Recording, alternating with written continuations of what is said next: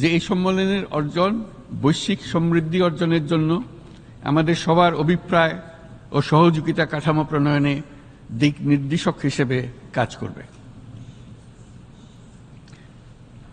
এই July August মাসে বাংলাদেশে যে যুগান্তকারী পরিবর্তন সংগঠিত হয়েছে তার প্রেক্ষিতেই আজ আমি বিশ্ব সম্প্রদায়ের এই মহান সংসদে উপস্থিত হতে পেরেছি।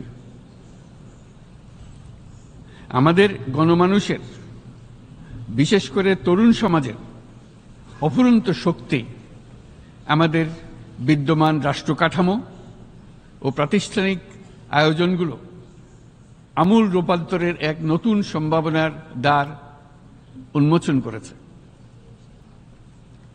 আমাদের ছাত্র ও যুব সমাজের আন্দোলন প্রথম দিকে মূলত ছিল বৈষম্য বিরোধী আন্দোলন, পর্যায়ক্রমে তা গণ আন্দোলনের রূপ নিয়েছে। এরপর সারা পৃথিবী অবাক বিস্ময়ে দেখেছে কিভাবে সমগ্র বাংলাদেশের মানুষ একনায়কতন্ত্র, নিপীড়ন, বৈষম্য, অবিচার ও দুর্নীতির বিরুদ্ধে রাজপথ ও সামাজিক যোগাযোগের মাধ্যমে দৃঢ়ভাবে রুখে দাঁড়িয়েছিল। আমাদের ছাত্র জনতা তাদের অদম্য সংকল্প ও প্রত্যয়ের মাধ্যমে একটি স্বৈরাচারী ও অগণতান্ত্রিক শাসন ব্যবস্থা থেকে আমাদের মুক্তি এনে দিয়েছে।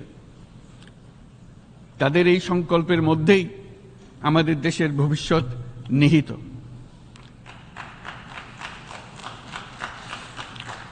যা এই দেশকে বিশ্ব সম্প্রদায়ের মাঝে একটি দায়িত্বশীল জাতির মর্যাদায় উন্নত করবে বলে আমি বিশ্বাস করি।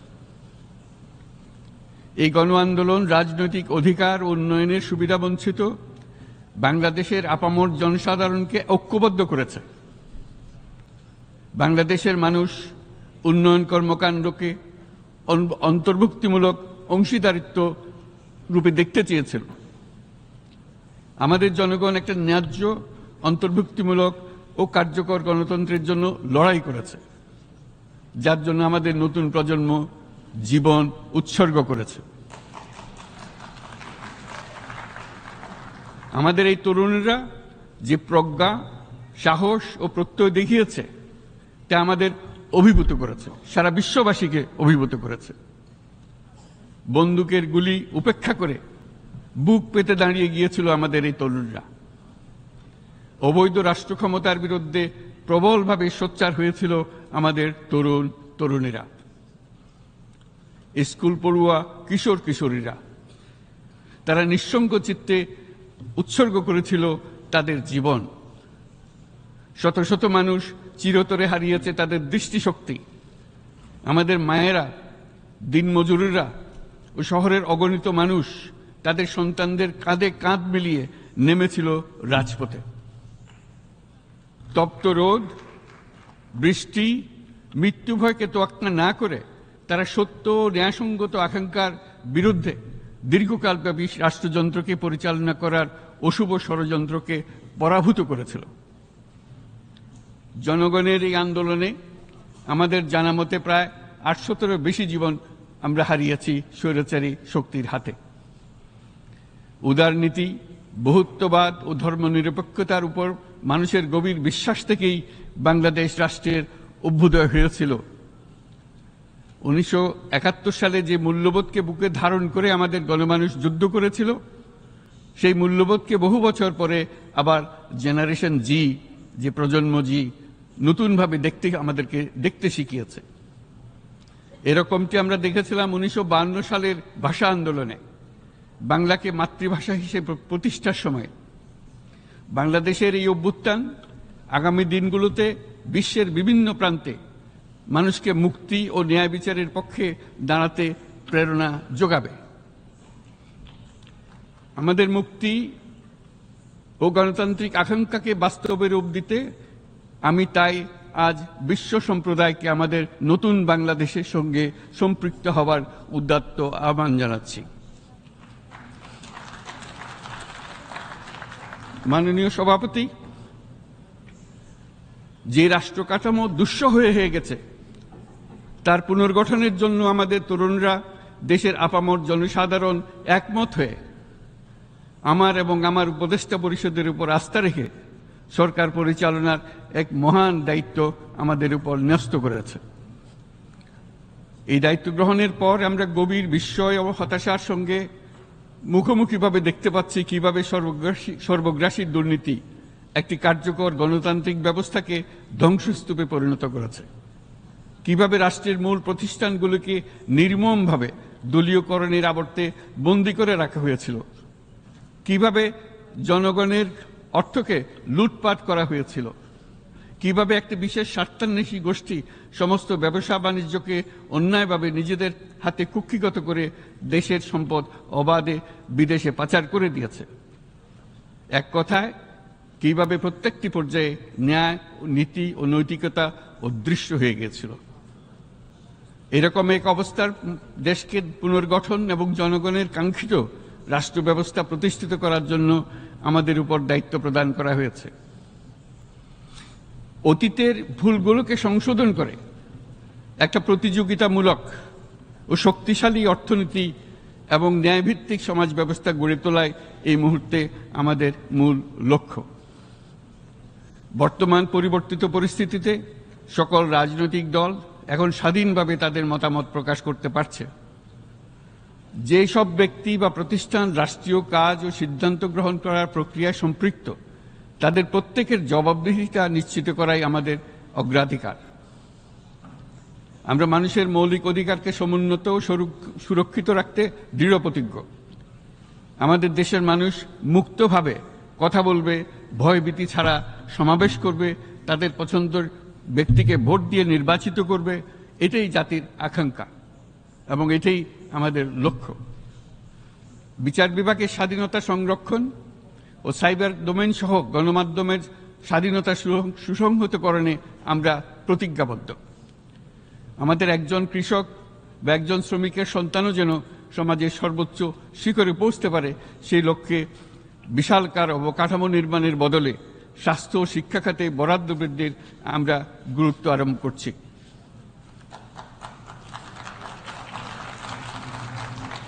রাষ্ট্র ব্যবস্থার সকল পর্যায়ে সুশাসন ফিরিয়ে আনাই আমাদের অভীষ্ট। বাংলাদেশে যেসব আন্তর্জাতিক, আঞ্চলিক এবং দ্বিপাক্ষিক চুক্তির পক্ষভুক্ত, সেগুলো প্রতিপালনে আমাদের সরকার বদ্ধপরিকর।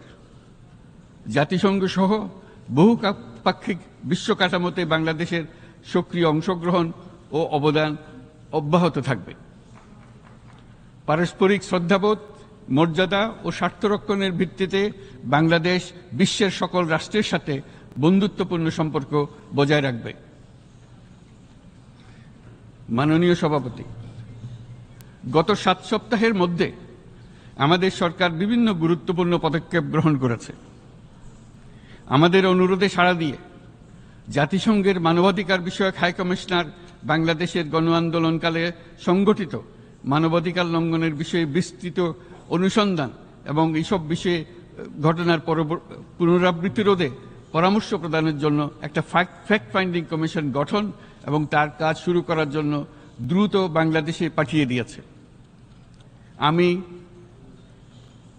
তাকে বাংলাদেশের পক্ষ থেকে অশেষ ধন্যবাদ জানাচ্ছি। দায়িত্বভার গ্রহণের 2 সপ্তাহের মধ্যে আমরা গুম প্রতিরোধে যে আন্তর্জাতিক কনভেনশন রয়েছে তাতে যোগদান করেছি।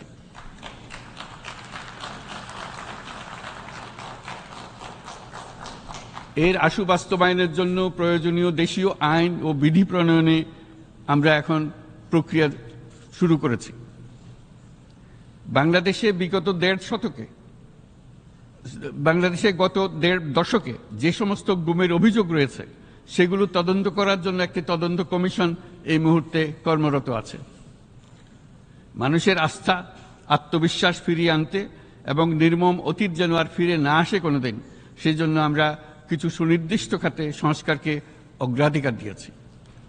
সেই লক্ষ্যে আমরা বিদ্যমান নির্বাচন ব্যবস্থা, সংবিধান, বিচার ব্যবস্থা, জনপ্রশাসন, আইন শৃঙ্খলা ব্যবস্থা সংস্কারের জন্য স্বাধীন কমিশন গঠন করেছি। সংবাদপত্র ও গণমাধ্যমের সংস্কারের জন্যও পৃথক কমিশন সহ আরও কয়েকটি বিশেষ বিষয়ে কমিশন গঠন প্রক্রিয়াধীন রয়েছে। ব্যবসা বাণিজ্যে অনুকূল পরিবেশ সৃষ্টির লক্ষ্যে আমরা ব্যাংক ও আর্থিক খাতের ব্যাপক সংস্কারের উদ্যোগ গ্রহণ করেছি। কোনো বিদেশি ব্যবসা বা বিনিয়োগ যেন ক্ষতিগ্রস্ত না হয় তা নিশ্চিত করতে আমরা বদ্ধপরিকর। এসব সংস্কার যেন টেকসই হয়, দীর্ঘমেয়াদে নিশ্চিত করতে এবং অবাধ ও নিরপেক্ষ অংশগ্রহণমূলক নির্বাচনের জন্য উপযোগী পরিবেশ সৃষ্টি করতে আমরা কাজ করে যাচ্ছি। গণতন্ত্র, আইনের শাসন, সমতা, সমৃদ্ধি অর্জনের মাধ্যমে একটি ন্যায়ভিত্তিক সমাজ হিসেবে আত্মপ্রকাশের অভিপ্রায় বাস্তবায়নে আমি বাংলাদেশের প্রতি আন্তর্জাতিক সম্প্রদায়ের সমর্থন ও গভীরতর সম্পর্ক গঠন করার জন্য আহ্বান জানাচ্ছি।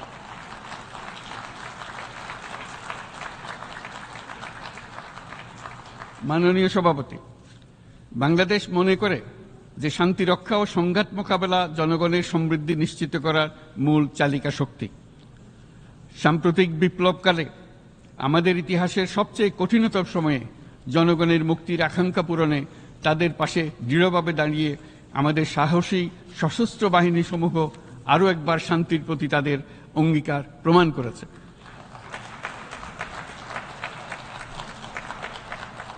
এটা সম্ভব হয়েছে শান্তি রক্ষায় আমাদের অঙ্গীকারের কেন্দ্রবিন্দুতে মানবাধিকারকে স্থান দেওয়ার ফলে। জাতিসংঘের পিস বিল্ডিং কমিশনের সূচনা লগ্ন থেকেই শান্তি রক্ষার মতো শান্তি বিনির্মাণেও বাংলাদেশ সমান অঙ্গীকার ব্যক্ত করে এসছে। আমাদের দিনগুলোতে আমরা জাতিসংঘের শান্তি রক্ষা কার্যক্রমে আমাদের মূল্যবোধ ভিত্তিক অবদানের ধারাবাহিকতা রক্ষা, সমুন্নত ও প্রসারিত করতে বদ্ধপরিকর। জাতিসংঘের শান্তি রক্ষা কার্যক্রমে অবদানকারী তৃতীয় বৃহত্তম রাষ্ট্র হিসেবে বাংলাদেশ এখন পর্যন্ত ৪৩টি দেশে ৬৩টি মিশনে শান্তিরক্ষী প্রেরণ করেছে।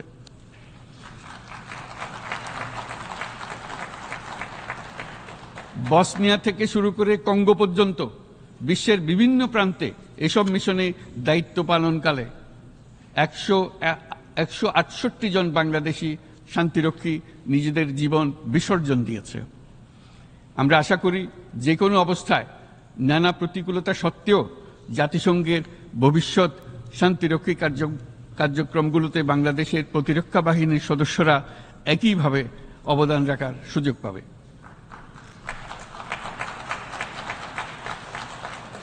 মাননীয় সভাপতি, আমাদের সকলের বাসস্থান এই পৃথিবী বৈশ্বিক অগ্রাধিকারগুলোকে সঠিকভাবে নির্ণয় করতে আগ্রহী। জলবায়ু পরিবর্তন আমাদের সকলের অস্তিত্বের প্রতি হুমকি স্বরূপ। এই গ্রীষ্মে সর্বকালের রেকর্ড ভঙ্গকারী তাপদাহ আমাদের জলবায়ুজনিত পরিবর্তনের কথা স্পষ্টভাবে স্মরণ করিয়ে দিয়েছে। আমাদের যা প্রয়োজন তা হলো জলবায়ু সম্পর্কিত ন্যায় বিচার, যাতে করে দায়িত্বজ্ঞানহীন সিদ্ধান্ত, উদাসীন আচরণ কিংবা এর মাধ্যমে সাধিত ক্ষতির বিষয়ে যারা সংশ্লিষ্ট তাদের দায়বদ্ধ করা যায়।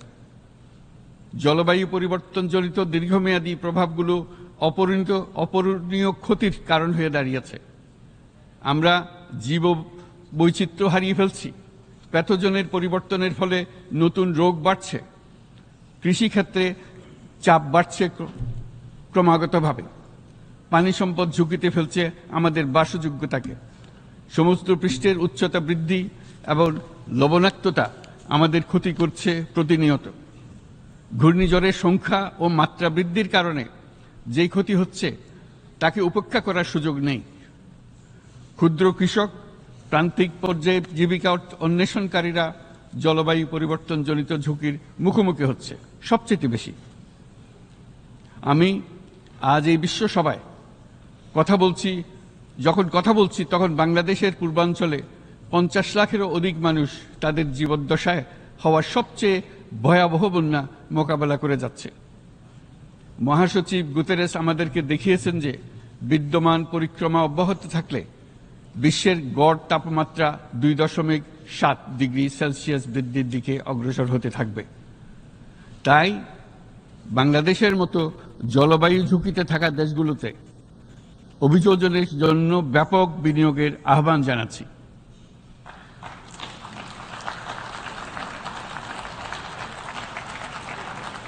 এছাড়াও উদ্ভাবনী শক্তির প্রয়োগ, অতিরিক্ত অর্থায়নের মাধ্যমে লস অ্যান্ড ড্যামেজ ফান্ডকে কার্যকর করা আমাদের জন্য অত্যন্ত গুরুত্বপূর্ণ। একইভাবে আমাদের প্রয়োজন প্রযুক্তির সহজলভ্যতা, সক্ষমতা বৃদ্ধি। নির্দিষ্ট করে বললে আমাদের দরকার জীবন রক্ষাকারী প্রযুক্তি, বিশেষত কৃষি, পানি এবং জনস্বাস্থ্য খাতে, যেখানে ক্ষুদ্র ক্ষুদ্র উদ্ভাবন এবং সমাধানসমূহ ঝুঁকিতে থাকা জনগোষ্ঠীকে রক্ষা করতে পারে। জলবায়ু সংকটের মোকাবেলা এবং বৈশ্বিক অর্থনীতি সুসংহতকরণে আমাদের যুগপৎভাবে কাজ করতে হবে। বিশ্ব সম্প্রদায় এখন কার্বন মুক্ত পৃথিবী গড়ে তুলতে মনোযোগী হচ্ছে। বিশ্বের অধিকাংশ মানুষকে এই ধরনের পরিবর্তনের সুফলভোগী করতে হলে নেট জিরো পৃথিবীর দিকে আমাদেরকে অগ্রসর হতে হবে। বাংলাদেশের মতো দেশগুলোকে সাথে নিয়ে যেতে হবে। তা না হলে পারস্পরিক দায়িত্ববোধের মাধ্যমে পারস্পরিক সমৃদ্ধি অর্জনে আমাদের সার্বজনীন অঙ্গীকার পূরণে পিছিয়ে পড়ব আমরা। এই ক্ষেত্রে আমি বিশ্বাস করি সমগ্র বিশ্ব একসাথে ৩-০ লক্ষ্য অর্জনের ধারণা বিবেচনা করে দেখতে পারে, যার মাধ্যমে আমরা শূন্য দারিদ্র, শূন্য বেকারত্ব এবং শূন্য নেট কার্বন নিঃসরণ অর্জন করতে পারি। যেখানে পৃথিবীর প্রতিটি তরুণ তরুণী চাকরি প্রার্থী না হয়ে বরং উদ্যোক্তা হিসেবে নিজেকে প্রতিষ্ঠিত করার সুযোগ পাবে।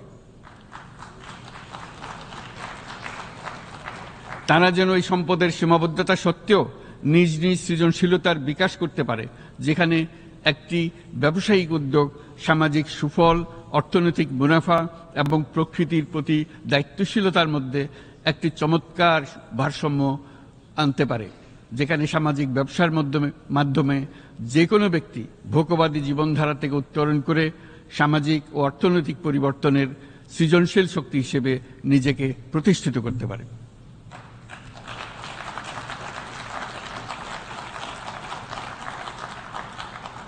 এই সময়ে তাই প্রয়োজন উন্নত উন্নয়নশীল সকল দেশসমূহ এবং বিভিন্ন অংশীদারদের মধ্যে নতুন দৃষ্টিভঙ্গি, নতুন মূল্যবোধ এবং নতুন একতা। সামগ্রিকভাবে এই লক্ষ্য অর্জনে জাতিসংঘ ব্যবস্থা, জাতীয় আঞ্চলিক পর্যায়ে সরকারসমূহ, সকল ব্যবসা প্রতিষ্ঠান, বেসরকারি অংশীজন এবং দাতব্য সংস্থাগুলোকে একসঙ্গে কাজ করতে হবে। আমাদের অর্থনৈতিক কাঠামোতে সামাজিক ব্যবসাকে স্থান দিলেই নিচের অর্ধেকাংশ মানুষের জীবনে তা বিরাট পরিবর্তন আনতে পারে।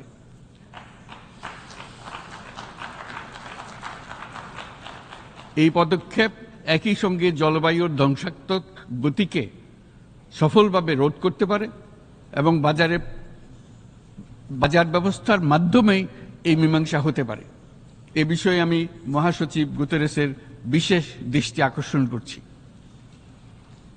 মাননীয় সভাপতি,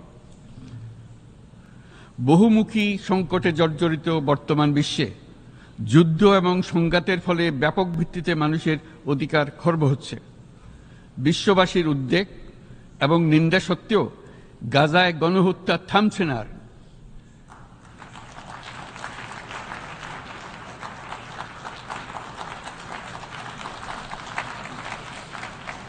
ফিলিস্তিনের মতো বিদ্যমান বাস্তবতা কেবল আরব কিংবা মুসলমানদের জন্যই উদ্বেগজনক নয়, বরং তা সমগ্র মানব জাতির জন্যই উদ্বেগের বিষয়।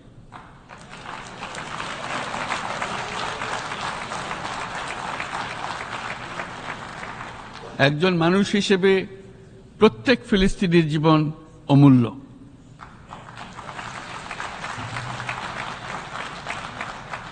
ফিলিস্তিনের জনগণের বিরুদ্ধে যে মানবতা বিরোধী অপরাধ হচ্ছে তার জন্য সংশ্লিষ্ট সকলকে দায়বদ্ধ করতে হবে।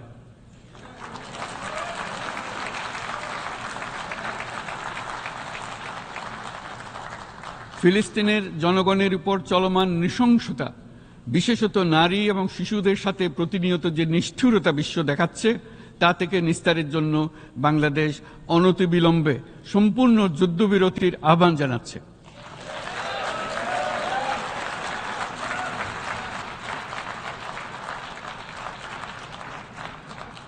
দ্বিরাষ্ট্রভিত্তিক সমাধানেই মধ্যপ্রাচ্যে টেকসই শান্তি আনতে পারবে। তাই জাতিসংঘ সহ আন্তর্জাতিক সম্প্রদায়ের সকলকে এর বাস্তবায়নের জন্য এখনই উদ্যোগ নিতে আহ্বান জানাচ্ছি।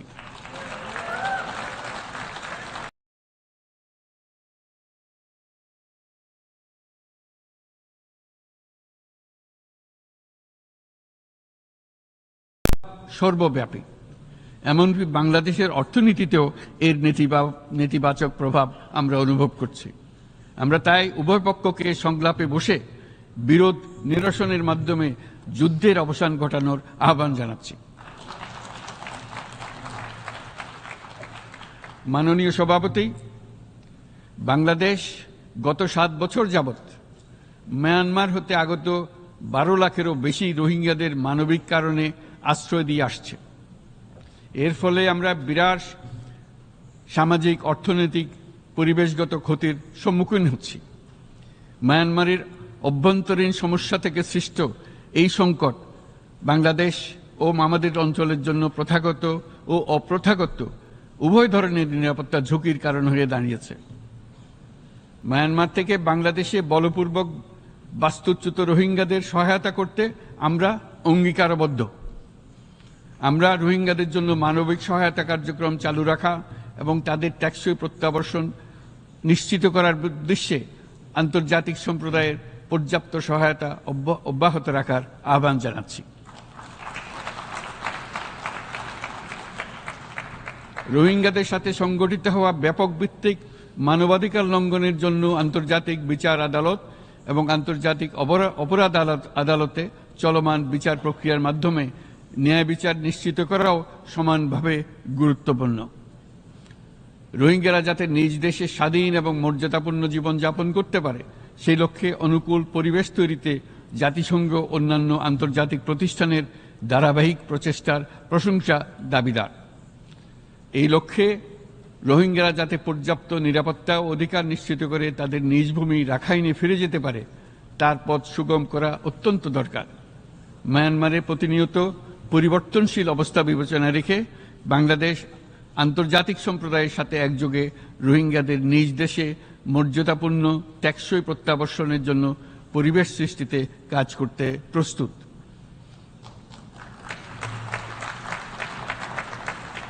মাননীয় সভাপতি, রাজনৈতিক মুক্তি এবং সামাজিক অর্থনৈতিক জাগরণ ব্যতীত শান্তি ও নিরাপত্তা নিশ্চিতে সাফল্য অর্জন করা সম্ভব নয়। প্রায় 1 দশক পূর্বে বিশ্ব সম্প্রদায় সর্বসম্মতক্রমে এজেন্ডা 2030 প্রণয়ন করেছিল। আমরা সবাই আমাদের সামষ্টিক আকাঙ্ক্ষা ও বিশ্বাস অর্পণ করেছি এই সার্বজনীন টেকসই উন্নয়ন অভিষ্টগুলো অর্জনে। সার্বিকভাবে মাত্র 17% ও কম লক্ষ্যমাত্রা অর্জন হয়েছে। স্পষ্টতই এই ক্ষেত্রে অনেক উন্নয়নশীল রাষ্ট্র আরও পিছিয়ে আছে।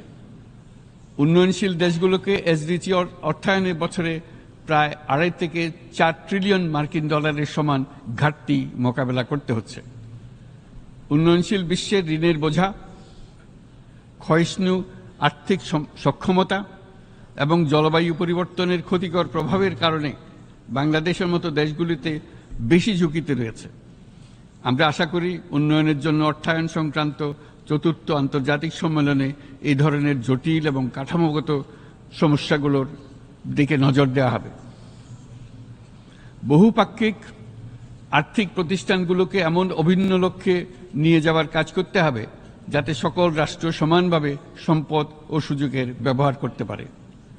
তারা নিজেদের কর্মসূচিতে সামাজিক ব্যবসাকে গুরুত্বপূর্ণ ভূমিকা দিতে পারে যাতে নিম্ন আয়ের দেশগুলোর বাস্তবতাকে বিশেষভাবে মোকাবেলা করা যায়, যা ব্যবসায়ী উদ্যোগ এবং ব্যক্তির সৃজনশীলতাকে উদ্বুদ্ধ করে, যা বঞ্চিত জনগোষ্ঠীকে বিশালভাবে সহায়তা করে।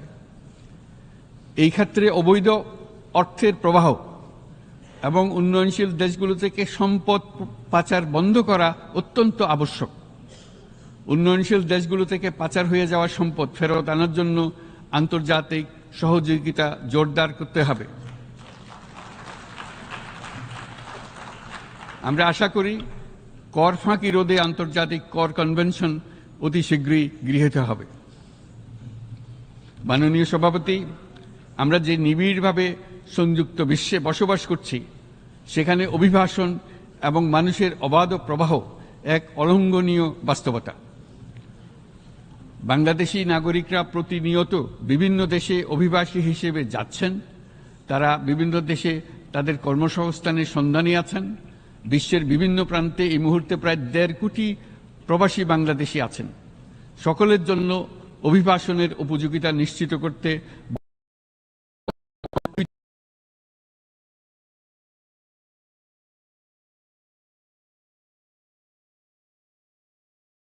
অভিবাসীদের মানবাধিকার এবং তাদের প্রতি মানবিক আচরণ নিশ্চিত করতে হবে।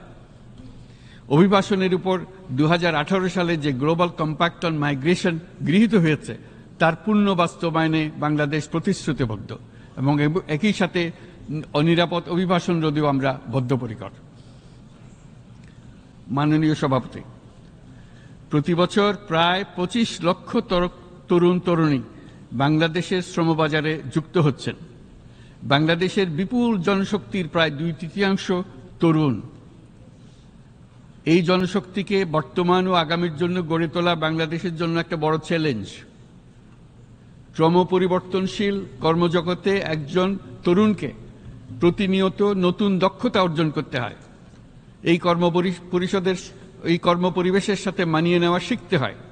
এই জন্য বাংলাদেশ যখন মধ্যম আয়ের দেশ হিসেবে উন্নতি হচ্ছে, তখন আমরা শিক্ষা এবং প্রযুক্তিগত সহায়তা লাভের উপর বিশেষ জোর দিচ্ছি। এবার কৃত্রিম বুদ্ধিমত্তার বিষয়ে আসি। কৃত্রিম বুদ্ধিমত্তার অভাবনীয় বিকাশ এবং এর বহুমাত্রিক প্রয়োগে বাংলাদেশ বিশেষভাবে আগ্রহী। আমাদের তরুণ সমাজ জেনারেটিভ আর্টিফিশিয়াল ইন্টেলিজেন্সের সম্ভাবনা নিয়ে উচ্ছ্বসিত। একজন বিশ্ব নাগরিক হিসেবে তারাও চায় নতুন পৃথিবীতে নিয়োজিত হতে, কর্মক্ষম হিসেবে নিজেকে গড়ে তুলতে। বাংলাদেশের মতো বৃহৎ তরুণ জনগোষ্ঠীর দেশ যাতে কৃত্রিম বুদ্ধিমত্তার প্রয়োগজনিত অর্জিত সুফল থেকে পিছিয়ে না পড়ে, বিশ্ব সম্প্রদায়কে তা নিশ্চিত করতে হবে। একই সঙ্গে নিশ্চিত করতে হবে যেন কৃত্রিম বুদ্ধিমত্তার কারণে কর্মক্ষেত্রে মানুষের চাহিদা ক্রমাগতভাবে সংকুচিত হয়ে না যায়। এই প্রসঙ্গে আমি উল্লেখ করি যে আমরা ভিন্ন একটা ইন্টেলিজেন্স, অটোনোমাস ইন্টেলিজেন্স, অর্থাৎ যে কৃত্রিম বুদ্ধিমত্তা নিজেই নিজের কৃত্রিম বুদ্ধিমত্তাকে সম্প্রসারিত করতে পারে মানুষের কোনো হস্তক্ষেপ ছাড়াই, তার ব্যাপারে আমরা বৈজ্ঞানিকদের দৃষ্টি আকর্ষণ করতে চাই। তারা যেন এই ক্ষেত্রে অগ্রসর হওয়ার আগে মানুষের উপরের প্রভাব সম্বন্ধে নিশ্চিত হয়ে অগ্রসর হন। আমাদের ধারণা, অটোনোমাস ইন্টেলিজেন্স মানুষের অস্তিত্বকে বিপন্ন করে তুলতে পারে। কাজে এই ব্যাপারে আমাদের সম্পূর্ণ সজাগ থাকতে হবে। মাননীয় সভাপতি, আমাদের আসলে দরকার নতুন ধরনের সহযোগিতা কাঠামো, যেখানে বৈশ্বিক ব্যবসা ও জ্ঞানের অধিকারী গোষ্ঠী মানুষের চাহিদাগুলোকে যথাযথভাবে অনুধাবন করবে। আন্তর্জাতিক সহযোগিতার মাধ্যমে উন্নয়নশীল দেশগুলোর জন্য এমন একটি রূপান্তরকারী ব্যবস্থা তৈরি করতে হবে যা কর্মসংস্থান, আর্থসামাজিক প্রতিকূলতা বা জীবিকার জন্য যুৎসয় সমাধান নিশ্চিত করবে। মাননীয় সভাপতি, আমাদের প্রচেষ্টা, সক্ষমতা এবং সম্পদ একত্রীকরণের মাধ্যমে সকলের সামর্থ্য, উদ্ভাবনী শক্তি এবং সমৃদ্ধিকে কাজে লাগাতে হবে। আর্থসামাজিক উন্নয়ন এবং জলবায়ু সহনশীলতা নিয়ে আমরা প্রতিনিয়ত যে প্রতিকূলতার সম্মুখীন হচ্ছি, সম্মিলিত উদ্যোগের মাধ্যমে তার মোকাবেলা করতে হবে। বৈশ্বিক দক্ষিণের দেশগুলোকে অনন্য অর্থনৈতিক এবং সামাজিক প্রেক্ষাপটে দক্ষিণ দক্ষিণ এবং ত্রিভুজীয় সহযোগিতা এই ক্ষেত্রে বিশেষভাবে সহায়ক হতে পারে বলে আমি মনে করি। বৈশ্বিক দক্ষিণের আওয়াজকে বিশ্বব্যাপী জোরালোভাবে তুলে ধরার জন্য প্রয়োজন সম্মিলিত উদ্যোগ। সেই জন্য বৈশ্বিক এজেন্ডা প্রণয়ন ও বাস্তবায়ন নিশ্চিত করতে বৈশ্বিক দক্ষিণের দেশগুলোর মতামতকে যথাযথ গুরুত্বের সাথে বিবেচনা করতে হবে। জনাব সভাপতি, কোভিড অতিমারির অভিজ্ঞতায় আমরা দেখেছি জনস্বাস্থ্যে ব্যাপক বিনিয়োগ কতটা গুরুত্বপূর্ণ হতে পারে। বিশ্ব স্বাস্থ্য সংস্থায় বৈশ্বিক অতিমারি চুক্তির চলমান আলোচনায় বাংলাদেশ নেতৃত্ব প্রদান করে চলেছে। আমরা চাই কার্যকর আন্তর্জাতিক সহযোগিতা, জনস্বাস্থ্য ব্যবস্থায় অর্থায়ন, প্রযুক্তি হস্তান্তর, গবেষণা ও উন্নয়ন, ভ্যাকসিন থেরাপিউটিক্সের উৎপাদন, বহুমুখীকরণ এবং সকল ভ্যাকসিনকে মেধাস্বত্ব অধিকার মুক্ত ঘোষণা করার ব্যাপারে ঐক্যমত্য গঠন, অসংক্রামক রোগসমূহের বিরুদ্ধে লড়াইয়ে এই বিষয়গুলি অত্যন্ত গুরুত্বপূর্ণ। জনাব সভাপতি,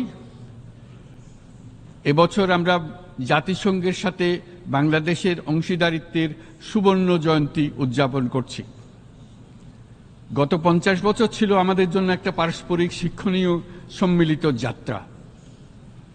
সীমিত উপায়ে বাংলাদেশ বৈশ্বিক শান্তি ও নিরাপত্তা, ন্যায়, সমতা, মানবাধিকার প্রতিষ্ঠায় ধারাবাহিকভাবে অবদান রেখে আসছে। আমাদের সমন্বিত প্রয়াসের পেছনে আছে সত্যিকার অর্থে একটি নিয়মভিত্তিক বৈশ্বিক ব্যবস্থা গড়ে তোলা। এই প্রসঙ্গে উদাহরণ হিসেবে আমি স্মরণ করছি 1999 সালে জাতিসংঘ সাধারণ পরিষদে ক্ষুদ্র ঋণের উপর গৃহীত রেজুলেশনের কথা। সেই সময় জাতিসংঘ 2005 সালকে ইয়ার অফ মাইক্রোক্রেডিট ঘোষণা করেছিল, যার ফলে ক্ষুদ্র ঋণ বিশ্বব্যাপী সম্প্রসারিত হবার সুযোগ পেয়েছিল। একই সময়ে বাংলাদেশের উদ্যোগে গঠিত হয়েছিল ফ্রেন্ডস অব মাইক্রোক্রেডিট।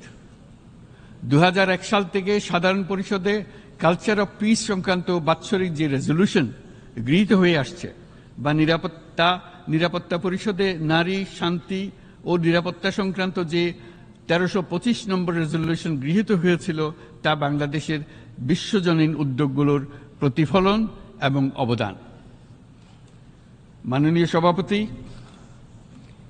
আজ এই মহান বিশ্বসভায় বিশ্ব নেতৃবৃন্দের উপস্থিতিতে প্রতিধ্বনিত হচ্ছে শান্তি, নিরাপত্তা, ন্যায় বিচার প্রতিষ্ঠা এবং সম্পদের সুষম বন্টনের মাধ্যমে সকলের অন্তর্ভুক্তি নিশ্চিত করার আহ্বান। সদস্য রাষ্ট্র হিসেবে আমাদের প্রত্যেককে আজ গভীরভাবে অনুধাবন করতে হবে কিভাবে আমরা নারী, পুরুষ সকলের জন্য ও আগামীর দিনগুলোতে উদ্যোক্তা হবার সমান সুযোগ সৃষ্টি এবং তাদের ক্ষমতায়ন নিশ্চিত করতে পারি। সকল বৈশ্বিক সমস্যার সমাধানের জন্য আমাদের সবার হাতে যথেষ্ট সক্ষমতা, সম্পদ এবং উপায় রয়েছে। আসুন আমরা জাতীয় বা আন্তর্জাতিক যেসব প্রতিশ্রুতি দিয়েছি তা বাস্তবায়ন করি এবং অর্থনৈতিক ক্ষেত্রে সামাজিক ব্যবসার ধারণা প্রতিষ্ঠিত করে সকল প্রকার বৈষম্য ও অসমতার অবসানে ঐক্যবদ্ধভাবে আমরা কাজ করি। বাংলাদেশের তরুণরা প্রমাণ করেছে যে মানুষের স্বাধীনতা, মর্যাদা ও অধিকার সমুন্নত রাখার অভিপ্রায় কোনো উচ্চাভিলাষ নয়, বরং এটা সকলের নিশ্চিত প্রাপ্য। আজ এই মহান সমাবেশে আপনাদের উপস্থিতিতে শান্তি, সমৃদ্ধি ও ন্যায় বিচার নিশ্চিত করতে আন্তর্জাতিক, আঞ্চলিক এবং জাতীয় পর্যায়ে বাংলাদেশে তার ভূমিকাকে ক্রমাগতভাবে জোরদার করার নিশ্চয়তা দিচ্ছে। আজ আপনাদের সবাইকে শুভেচ্ছা জানাচ্ছি, ধন্যবাদ জানাচ্ছি।